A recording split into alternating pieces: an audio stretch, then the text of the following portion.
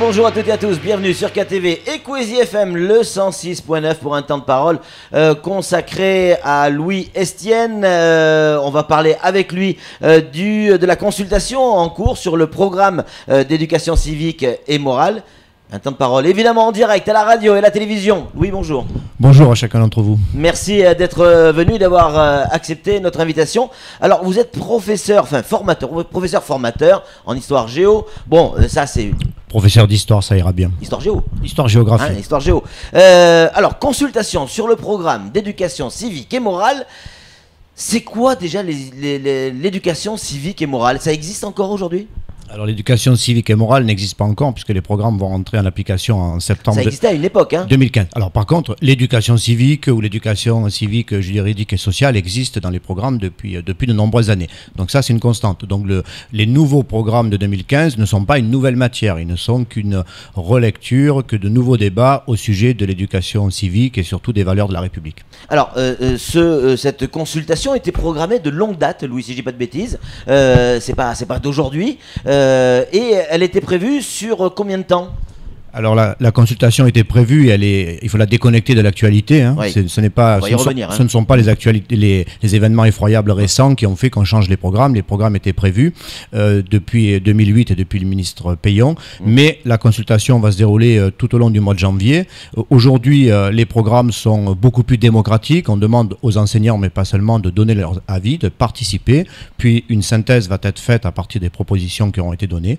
Et ensuite, en septembre 2015, ils deviendront des programmes effectifs dans les classes et dans les classes depuis dans l'ensemble de l'école, hein, depuis l'école primaire jusqu'aux élèves de terminale. Donc pour bien comprendre, c'est-à-dire la consultation qui a lieu en ce moment auprès des enseignants ici à Mayotte va avoir une conséquence sur le programme de nos gamins pour septembre 2015. Alors, ce sont tous les enseignants de l'ensemble de l'école qui sont consultés, oui. Métropole et DOM compris, bien entendu. Oui. Mais il peut y avoir des infléchissements compte tenu des observations ou des propositions qui pourraient être faites. Alors, les observations et les modifications seront à la marge. Hein. Ce ne sont pas les professeurs qui vont réécrire les programmes, mais ils sont associés à leur élaboration. Est-ce que, selon vous, les récents événements peuvent avoir une influence sur ce que vont dire les enseignants sur cette consultation ? Bien entendu, hein, les enseignants que nous sommes, même si nous respectons bien entendu ce qui fait la loi et ce qui fonde la République, on n'est pas déconnecté de l'actualité. Donc peut-être que les questionnements, peut-être que les infléchissements iront dans la direction notamment du programme de terminale, puisque c'est celui-ci qui aborde les croyances et qui aborde tout ce qui est du vivre ensemble. Oui. Mais il ne faut pas penser non plus que c'est l'actualité qui va dicter la reformulation des programmes dans son intégralité. Vous êtes professeur d'histoire géo, cette actualité encore chaude, est-ce que c'est quelque chose qui va rentrer dans l'histoire de France, selon vous? Ah, bien évidemment, bien évidemment. Ce qui s'est passé la semaine dernière, c'est quelque chose qui n'a pas de nom. Hein. Je ne pense pas que nous tous qui sommes ici, et même au-delà, on ait pu penser un jour voir ça en France et la liberté d'expression et la liberté tout simplement touchée. Bien sûr que ça va être de l'histoire. Alors cette histoire, elle est immédiate, il faut prendre le temps de l'analyser, il faut prendre le temps de prendre du recul, mais bien évidemment que ça va être...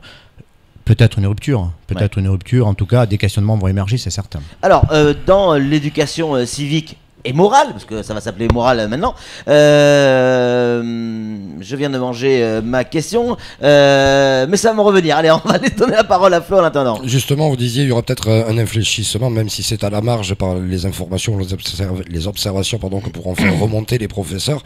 Vous êtes professeur, on peut avoir un exemple d'observation, d'information nécessaire à remonter?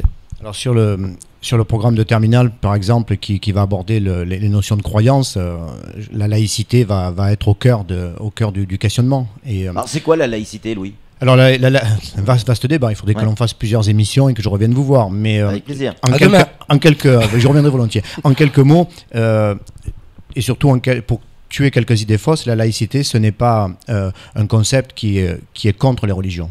La laïcité, c'est tout l'inverse. Hein. C'est tout l'inverse. La laïcité, c'est simplement de dire la religion, les croyances, pas seulement. Hein, les partis politiques, les inspirations, quelles qu'elles soient, elles sont du domaine privé, elles sont de la sphère privée. Elles peuvent s'exprimer dans la sphère privée, mais dès lors qu'on est dans la sphère publique, eh bien, il y a un espace qui est un espace de neutralité, dans lequel on n'a pas à faire de prosélytisme. Et vraiment, autre idée fausse sur la laïcité, ce n'est pas l'ennemi des religions. La laïcité, c'est le respect. C'est le respect. Alors par contre, la protection aussi. Hein. C'est la protection. Par contre, il y a un entrechoc très fort entre fanatisme religieux et laïcité, parce que le fanatisme religieux veut déborder la sphère privée pour s'immiscer dans la sphère publique, politique, etc., etc., ce que refuse la laïcité dans la République française. Voilà. Et dernier point sur la laïcité, ce n'est pas un concept spirituel, hein. La laïcité, c'est une façon de fonctionner en démocratie. C'est surtout un concept républicain à la base. Hein. Et ça doit rester le concept fondateur de notre République. Est-ce que nos gamins, aujourd'hui, quand je dis nos gamins, parce que même à 17 ans, 18 ans, pour moi c'est des gamins, pardon, mais est-ce que nos gamins ont conscience de l'intérêt cette éducation civique et morale? Est-ce que c'est pas le côté rébarbatif? J'essaie de me souvenir quand j'étais plus jeune, c'est il n'y a pas très longtemps, hein. Oui, j'essaie de me souvenir effectivement ce côté un peu rébarbatif, comment on peut le rendre attractif? Alors, deux observations par rapport à ce que vous dites. Nous avons assisté hier avec Madame Costantini, la vice-recteure et des élèves, à un comité académique de vie lycéenne, c'est-à-dire une assemblée de débat où sont associés partenaires de l'éducation et élèves. Et on a bien vu au cours de ce débat que les élèves se questionnaient sur la laïcité, se questionnaient sur le vivre ensemble, etc. Et c'est donc, pour répondre à votre question, quelque chose qui les touche. Maintenant, s'il s'agit de dire dans la posture du professeur ou dans la posture de l'adulte, voilà les valeurs, je vous demande d'y croire, et puis silence dans les rangs, on avance, là on fait fausse route. On est vraiment dans le débat et du reste, hier ou ces derniers jours, vous avez diffusé des images, des vidéos également pour étayer vos dires. Bien sûr. On va les regarder, on va les voir en même temps là. C'est ce qui s'est passé. Oui, et puis on doit aider c'est le comité académique de vie lycéenne hier, donc on doit être non pas seulement dans la transmission, mais surtout avec les élèves dans la construction. C'est-à-dire que pour reprendre la charte qui circule là, si les élèves ne s'approprient pas, si à un moment donné ils ne font pas vivre ces éléments-là, s'ils ne sont pas les leurs, le cours d'éducation civique, quelle qu'en soit la réforme, aura raté son objectif. Samuel Bocher, le rédacteur en chef de France Mayotte Matin, a une question à vous poser, Louis. La mission que vous menez ne se transforme-t-elle pas régulièrement en exercice de psychologie auprès des enseignants? C'est-à-dire que vouloir changer un programme ou faire évoluer un programme, c'est peut-être aussi résoudre les problèmes qu'ils rencontrent dans leur quotidien avec les enfants. Oui, alors les programmes, ils répondent à des questionnements qui sont à la fois des questionnements de transmission, je viens d'y venir, mais également à des questionnements de transformation. Quand on change les programmes, on change aussi très souvent la manière d'aborder les questionnements, la manière d'aborder les concepts, et il faut accompagner les enseignants. Mais le questionnement de la sphère enseignante ou de la sphère de l'éducation, il est permanent. C'est en permanence qu'on se pose des questions sur transmettre. Vous savez, il ne faut pas se voiler la face. Vous avez entendu le discours de notre ministre Najat Vallaud-Belkacem, le discours de Manuel Valls hier. Oui. L'école va être en première ligne, elle ne va pas être la seule, elle n'en résoudra pas toute seule, mais l'école ne fera pas l'économie d'un questionnement en profondeur sur la transmission de ces valeurs-là, ça me semble évident. Le rôle des parents est primordial sur ce genre d'enjeu. Bien sûr. Alors, je viens de le dire, hein, l'école ne résoudra rien toute seule. L'école n'est qu'un élément. Dans une autre vie, j'ai fait beaucoup de sport collectif. On en parlait avec la poire et suivi.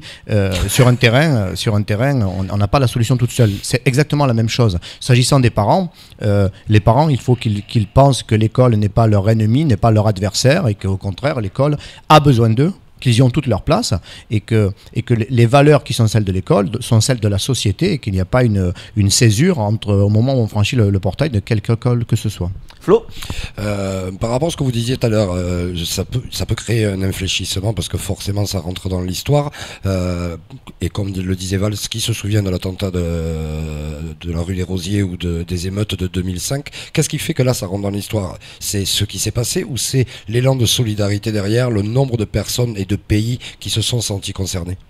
Alors, il y a beaucoup de choses, hein. Analyser à chaud, c'est toujours difficile, mais je vais donner quelques éléments.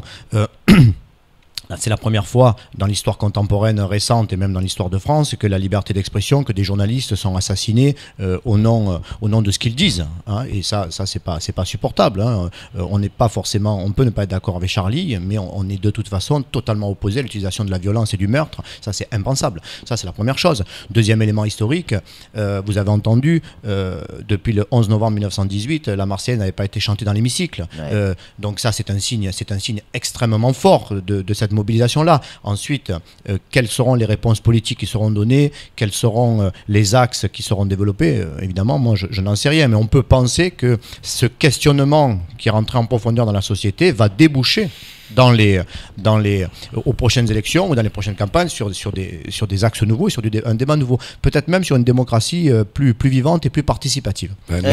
La consultation, pardon Flo, la consultation sur le programme, parce que c'est quand même le thème d'aujourd'hui, donc par rapport à l'éducation civique et morale, elle est en cours, c'est les enseignants qui s'expriment, mais vous êtes donc prof d'histoire géo, on le disait en introduction.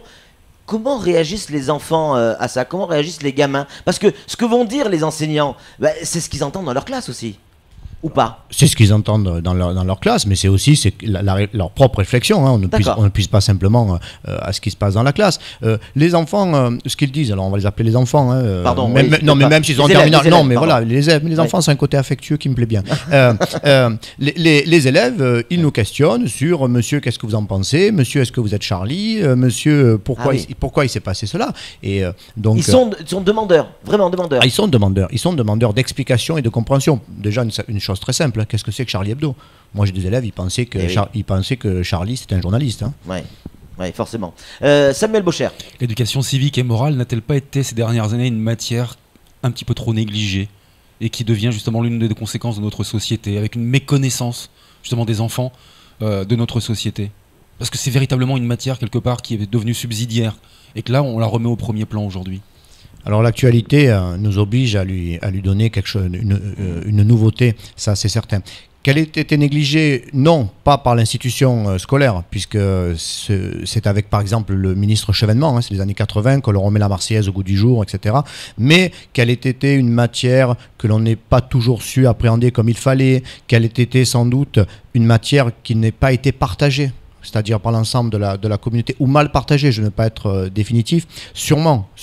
Et d'ailleurs, tout l'enjeu des nouveaux programmes, c'est qu'il faut absolument que ce soit des programmes transversaux qui soient partagés par l'ensemble de la communauté éducative. Moi, je peux très bien parler des valeurs de la République, mais un chef d'établissement peut le faire, un agent de service peut le faire aussi. Ces valeurs, ce sont les nôtres, donc on peut en parler en commun pour les définir communément. Je parle de mon expérience personnelle. Quand j'étais gamin, en école primaire, en CM1, CM2, la première heure de cours, c'était l'éducation civique. Et après, on passait à autre chose. Tous les jours, c'était comme ça. C'était en Bretagne ou en Normandie? Non, c'était en Normandie, à Cormel-le-Royal, pour ne pas citer la commune, et pas à Le Poiret-sur-Vie. Mais voilà, et ça a disparu au fur et à mesure. Alors ça a disparu parce qu'on n'enseigne plus aujourd'hui comme on le faisait il y a 25 ou il y a 30 ans. Le questionnement est permanent. Mais que l'éducation civique soit un questionnement au cœur de nos enseignements, ça n'a pas disparu. Ça n'a pas disparu. Une dernière question sous forme de conclusion. On va sortir un tout petit peu de l'objet de cet entretien.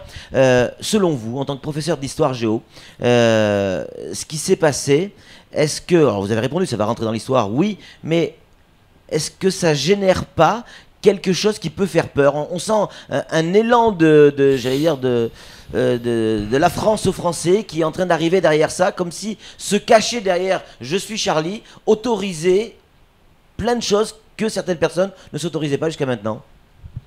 Alors quand on touche à l'émotion populaire, forcément on ouvre des axes qui sont pas toujours les bons. Ouais. Moi ce que je veux retenir, c'est que ça a suscité un débat. Ce débat, il faut pas en avoir peur. Au contraire, ce débat, il ne faut pas en faire l'économie.